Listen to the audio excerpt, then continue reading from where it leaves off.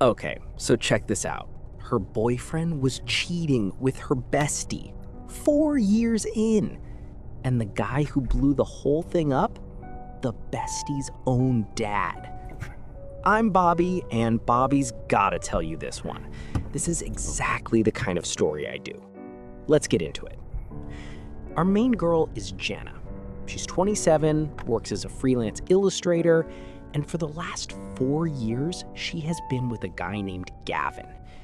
Gavin is one of those motivational podcast guys who talks like every normal dinner is a boardroom strategy session, even though most of his life is just errands, group chats, and long lunches. He uses hustle bro buzzwords in his own house. He'll literally tell Jenna, "Let's circle back on dinner plans."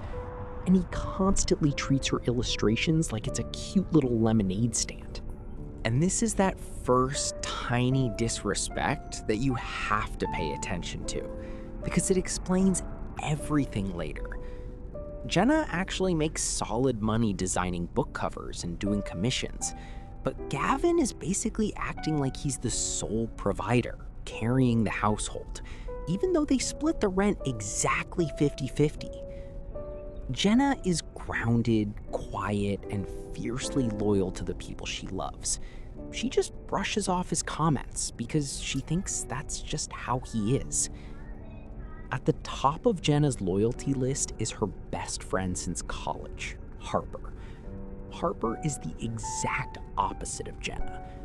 Harper is a lifestyle influencer, which in this case means she takes aesthetic photos of her matcha lattes, films day-in-the-life vlogs where she unboxes designer clothes, and her dad pays for every single breathing second of it. Harper comes from serious money. Her dad, Thomas, is a wealthy contractor and property investor in his late 50s. Thomas is a notoriously steady, hardworking guy who just went through a genuinely brutal divorce. Harper's mom dragged him through the courts for 2 years, took a massive settlement, and basically turned Harper against him. So Thomas is currently living alone in a massive house, paying for his daughter's luxury lifestyle, while his daughter barely answers his text messages unless her credit card gets declined. Jenna has always been close to Thomas. She's the only one of Harper's friends who actually asks Thomas how his day is going when she comes over, instead of just raiding his wine cellar and leaving a mess. Thomas has always viewed Jenna as the responsible, kind influence in his daughter's life. He genuinely respects her hustle and her business sense. So here is the baseline of the situation. Jenna and Gavin are supposed to be getting married in 8 months. Harper is the maid of honor. Recently, Gavin and Harper have been spending a ton of time together. They claim they are secretly organizing a massive surprise trip for Jenna's upcoming 30th birthday. They have hushed phone calls, they go to dinner to discuss logistics. They're always texting. Jenna completely trusts them, because why wouldn't she? But this is where the story turns, because there is always that one tiny technical mistake that brings the whole house of cards down. And it's never a private investigator. It's always a villain's self-own. Gavin's laptop is in the shop getting the screen replaced, so he borrows Jenna's iPad to review some insurance documents. He logs into his iCloud in the web browser to access the files. But when he's done, he just closes the tab. He forgets to actually log out. 2 days later, Jenna's sitting on the couch, drinking tea, and she opens Safari to look up a reference photo for a drawing. The iCloud tab is still there. And right as she goes to close it, a message notification pops up on the screen. It's from Harper. The preview text just says, "Can't wait for tonight. She thinks I'm getting my nails done." Jenna freezes. She taps the notification, and she is instantly dropped into an active, month-long text thread between her fiancé and her best friend. It is not a misunderstanding. It is a full-blown, heavy relationship. But what actually breaks Jenna's heart isn't just the cheating, it's the absolute disrespect. She scrolls up and sees photos of them at a luxury hotel downtown.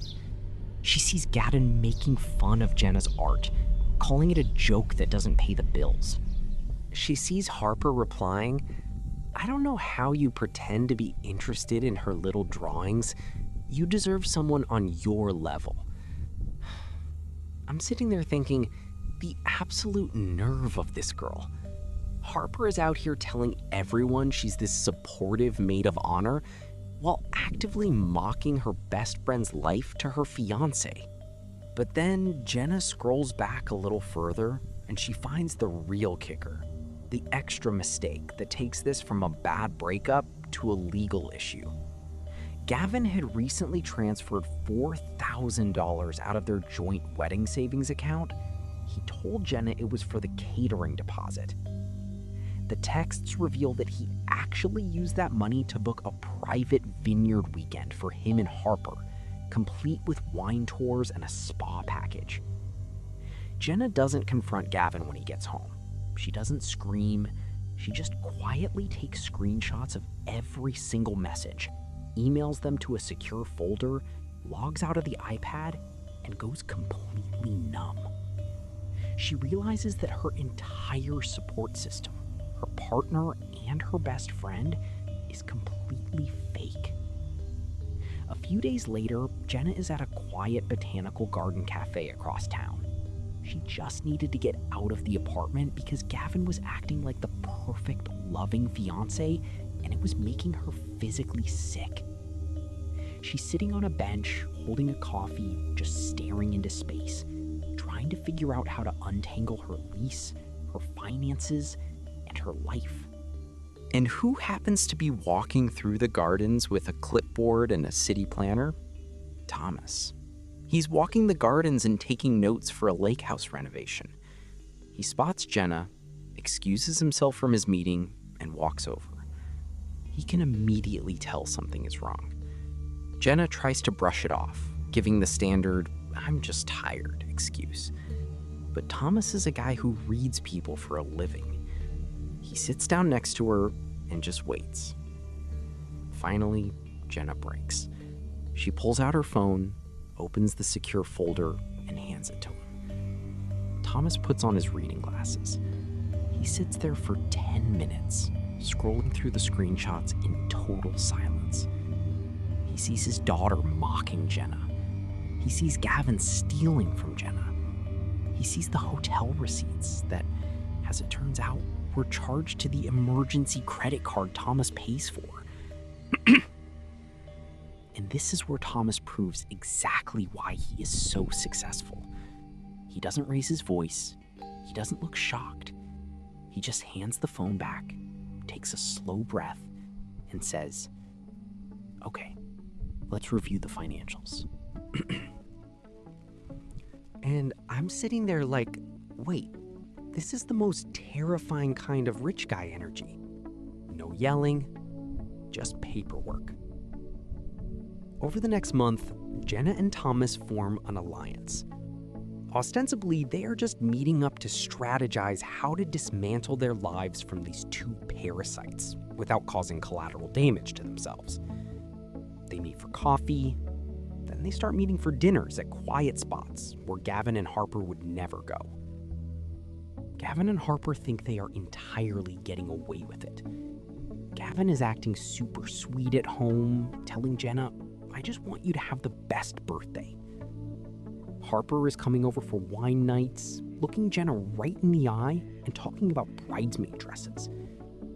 Jenna just smiles, plays along, and quietly starts moving her important documents, her freelance LLC registration, and her expensive art equipment out of the shared apartment and into a secure storage unit.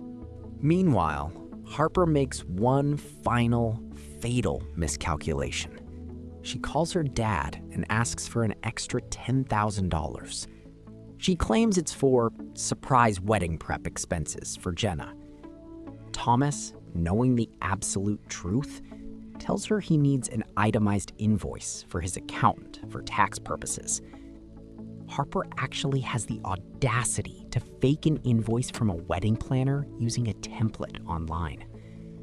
I'm looking at this like she just handed him the entire case. Now Thomas has her dead to rights on documented financial manipulation, not just being a terrible friend. And during all this planning, something unexpected happens between Jenna and Thomas. It starts as a strategic partnership, but it shifts. Thomas actually listens to Jenna. He asks about her business model. He respects her intelligence. Jenna realizes she's never actually been treated like an adult by a partner before. Gavin always talked down to her. Thomas talks to her like an equal. Now, I know what you're thinking. A 27-year-old and a guy in his late 50s. But you have to understand the dynamic. Jenna was already the adult in her relationship with Gavin. And Thomas is just deeply relieved to be spending time with someone who doesn't view him as a walking ATM machine. The respect turns into genuine affection. They start officially, quietly dating. And they decide exactly how they are going to end this. The trap is set for a Friday night. Thomas is supposed to be hosting and paying for a massive engagement celebration dinner for Jenna and Gavin at a high-end Michelin star restaurant downtown. It's a private dining room. The guest list is small. Jenna, Gavin, Harper, Thomas, and a few of Gavin's close friends and family members. Leading up to the dinner, Gavin and Harper are texting each other about how they're going to sneak off to the bathroom together during the appetizers. They are treating the entire night like a joke that they are playing on everyone else. The night arrives. Everyone is seated. The wine is flowing. Gavin is holding court, acting like the man of the hour, talking about his marketing campaigns and his ROI. Harper is playing the doting best friend, taking aesthetic photos of the menu for her Instagram. Jenna is sitting quietly, sipping her water. Right before the main courses arrive, Thomas stands up. He taps his glass. The table quiets down. Thomas gives a very calm, very polite smile. He says, "I want to propose a toast to honesty and to investments." He reaches into its leather briefcase next to his chair and pulls out 4 thick manila envelopes. He slides one to Gavin. He slides one to Harper. He slides one to Gavin's parents. Gavin laughs, thinking it's a gift. "What's this, Thomas? Early wedding present?" Thomas just looks at him and says, "Open it." Gavin opens the envelope. Inside is a printed, color-coded packet. The first page is the screenshot of Gavin calling Jenna's art a joke. The second page is the photo of him and Harper at the luxury hotel. The third page is the bank statement showing Gavin transferring the $4,000 out of the joint wedding fund, stapled directly to the receipt for the vineyard trip. Harper opens hers. Hers includes the fake $10,000 wedding planner invoice she sent her dad, along with a formal, notarized 30-day notice to quit. Thomas owns the luxury condo she lives in. He is officially starting the eviction process. Nobody says a word. You can just hear the background music of the restaurant and the ice clinking in the water glasses. Gavin's face completely drops. He looks at Jenna, trying to formulate a sentence. He's basically going, "Jenna, this is out of context. We were just planning the trip." Jenna doesn't even blink. She just looks at him and says, "I know about the savings account, Gavin. My lawyer has already drafted the paperwork for the theft. We can handle it quietly, or we can handle it in court. Do not speak to me again." Harper tries a different tactic. She immediately starts crying, looking at her dad, trying to play the victim. She's acting like Jenna somehow forced them into this. She goes, "Daddy, please, it's not what it looks like. She was neglecting him." Thomas doesn't raise his voice. He just looks down at his daughter with absolute zero emotion. He says, "Your credit cards were deactivated at 5 o'clock today. Your trust fund is frozen pending a fraud audit regarding the fake invoices you sent me. You have 30 days to clear your belongings out of my property. After that, the locks will be changed." And then Thomas reaches over, takes Jenna's hand, and looks at the rest of the table. "Jenna and I will be leaving now. The dinner is paid for. Enjoy your evening." I'm sitting here like the absolute cinematic perfection of that exit. They didn't argue. They didn't listen to the excuses. They just dropped the paperwork, announced the consequences, and walked out to a waiting car. The fallout over the next few weeks is a complete landslide. Gavin tries to crawl back to the apartment to beg for forgiveness, but Jenna isn't there. She had already moved the last of her belongings into the guest wing of Thomas's estate that morning. Gavin is left sitting in an empty apartment with a lease he absolutely cannot afford on his mid-level marketing salary. And this is where the family pressure kicks in. Gavin's mom actually tries to call Jenna a few days later, acting like Jenna is the villain for humiliating her son in public. She's basically giving her the whole family script. You need to be the bigger person, keep the peace, it's tradition to forgive. She's basically telling Jenna not to ruin his reputation over a silly mistake. Translation? Swallow the disrespect so my son doesn't have to face the consequences of his own actions, and so the extended family doesn't find out what a disaster he is. Notice how Gavin is the only one who benefits from everyone staying quiet. Jenna doesn't argue with her. She just forwards Gavin's mom the PDF of the bank statements showing Gavin stealing the wedding funds, along with a text screenshot where Gavin explicitly makes fun of his own mother's weight to Harper. Gavin's mom replies with a tiny, defeated email that just says, "I will speak to him." Jenna never hears from her again. As for Harper, her influencer lifestyle collapses overnight. Without her dad's credit card to fund the brunches, the designer clothes, and the rented photo shoot life, she has to move into a small apartment and actually answer for the mess she helped create. Thomas does not scream. He just cuts the supply line. And honestly, that is colder. Gavin tries one last apology email.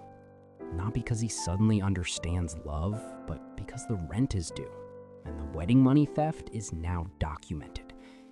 Jenna does not reply. She sends it to the lawyer, puts the PDF in the folder, and keeps moving. And that is the part 2 I like about this one. The revenge is not loud. It is not some cartoon explosion. It is somebody realizing, okay, if you want to treat me like I am disposable, then I am going to remove every benefit you got from having me around. That is the kind of story I like. Quiet paperwork, loud consequences. If you want another Bobby POV, subscribe. I have got a new one coming.